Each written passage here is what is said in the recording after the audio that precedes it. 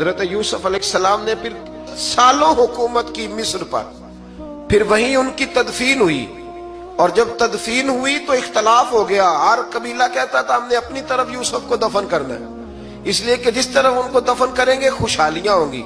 پھر فیصلہ ہوا کہ سنگ مرمر کے تابوت میں رکھ کے حضرت یوسف کو دفن کیا جائے، اور دفن کرنے کے بعد ایسی جگہ پہ دفن کیا جائے جہاں سے پانی چھو کے گزرتا ہے۔ تو ان کو وہاں دفن کیا گیا، پانی چھو کے گزرتا تھا، لوگ کھیتیوں کو لگاتے تھے اور مصر سرسبز و شاداب رہتا تھا۔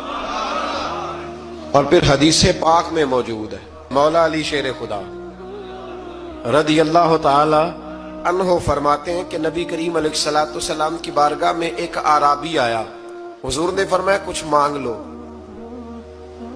اس دیہاتی سے۔ حضور نے فرمایا ہے آج وہ مائل باتا، اور بھی کچھ مانگ لے۔ تو وہ کہنے لگا حضور آپ مجھے سواری کے لیے اونٹ دے دیں۔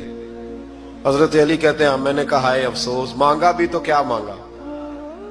حضور نے فرمایا چل کچھ اور مانگ لے۔ کہنے لگا چلے آنے جانے کے لیے کرایہ بھی دے دے، زادرہ بھی دے دے، کھانے کیا مانگا؟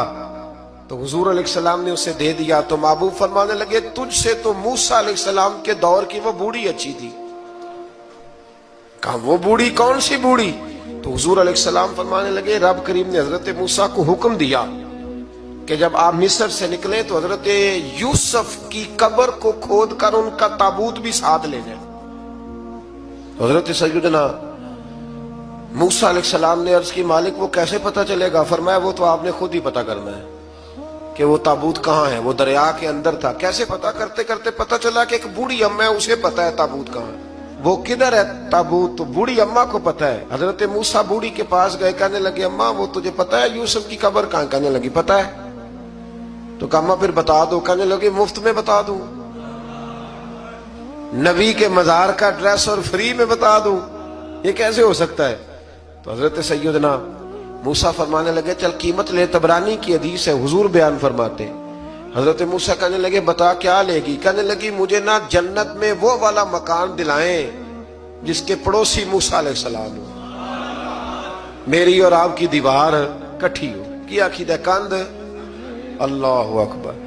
تو حضرت موسیٰ کہنے لگے چل اماں مہربانی کر جنت مانگ لے، اب تو پڑوس ہی مانگنے لگ گئی ہے، تو نبیوں کا درجہ تو بڑا ہوگا، تو دینے والا اللہ ہے، میں دعا کرتا ہوں۔ تو کہنے لگی جی ٹھیک ہے، اگر آپ نہیں دیتے تو میں ایڈریس نہیں بتاتی۔ تو حضور فرمانے لگے اس سے تو وہ اچھی تھی۔ حضرت موسیٰ نے عرض کی کہ یا اللہ یہ نہیں بتا رہی تو اب کیا کروں؟ فرمایا موسیٰ وعدہ تو کر لے، مکان میں دے دوں گا، وعدہ کر لے۔ تو حضرت سیدنا یوسف کا مرتبہ دیکھیے کہ ان کے مزار کا پتہ بتانے کے لیے، مزار کا پتہ بتانے کے لیے اس خاتون نے حضرت موسیٰ سے جو قیمت لی وہ یہ تھی کہ میں جنت میں آپ کی پڑوسی بنوں گی پھر ایڈریس بتاؤں گی۔ تو حضرت موسیٰ نے وعدہ کیا، تو پھر اس نے پتہ بتایا کہ فلاں جگہ مزار ہے۔